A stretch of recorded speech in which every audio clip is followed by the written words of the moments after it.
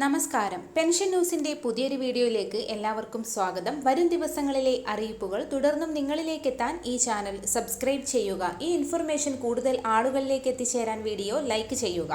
സംസ്ഥാനത്ത് സാമൂഹിക സുരക്ഷാ പെൻഷനും ക്ഷേമനിധി ബോർഡ് പെൻഷനും ലഭിക്കുന്ന എല്ലാ ആളുകളും അറിഞ്ഞിരിക്കേണ്ട ഏറ്റവും പ്രധാനപ്പെട്ട ഒരു അറിയിപ്പാണ് ഈ വീഡിയോയിലൂടെ ഷെയർ ചെയ്യുന്നത്. സംസ്ഥാനത്തെ കുടിശ്ശിക വന്ന പെൻഷൻ തുകയിൽ നിന്ന് 2 മാസത്തെ തുകയാണ് ഇപ്പോൾ അവസാനമായി വിതരണം പൂർത്തിയായത്.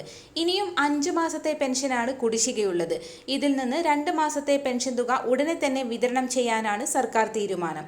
ഏപ്രിൽ മാസത്തെ പെൻഷൻ തുക മുതൽ എല്ലാ മാസവും കൃത്യമായി വിതരണം ചെയ്യുന്നതിന്റെ ഭാഗമായി തന്നെ ഏപ്രിൽ അവസാനത്തോടെ തുക വിതരണം ആരംഭിക്കാൻ കഴിയുമെന്നാണ് ഇപ്പോൾ ലഭിച്ചിരിക്കുന്ന വിവരം.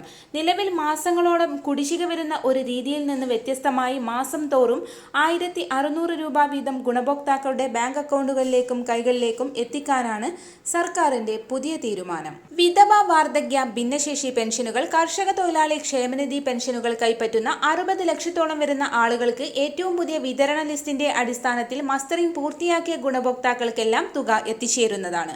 പെൻഷൻ തുക കുടിശ്ശികയടക്കം വിതരണം ചെയ്യുന്നതിലേക്കായി ഇടക്കാല വായ്പ അനുവദിക്കണമെന്ന് ആവശ്യപ്പെട്ടുകൊണ്ട് സംസ്ഥാനം സുപ്രീം കോടതിയെ സമീപിച്ചിരുന്നു. വരാൻ പോകുന്ന ഇലക്ഷനിൽ പെൻഷൻ കുടിശ്ശികയായി കിടക്കുന്നത് തിരിച്ചടിയാകുമെന്ന കാരണത്താൽ പെൻഷൻ വിതരണ നടപടിക്രമങ്ങൾ സർക്കാർ വേഗത്തിൽ ആക്കിയിരിക്കുകയാണ്. തിരഞ്ഞെടുപ്പ് ചട്ടം നിലനിൽക്കുന്നതിനാൽ ഈ മാസം 29ഓടുകൂടി തുക വിതരണം പ്രഖ്യാപിക്കും. മെയ് മാസം 2ാം വാരത്തോടുകൂടി പെൻഷൻ വിതരണം പൂർത്തിയാകുന്ന രീതിയിലാണ് നടപടികൾ വേഗത്തിലാക്കിയിരിക്കുന്നത്.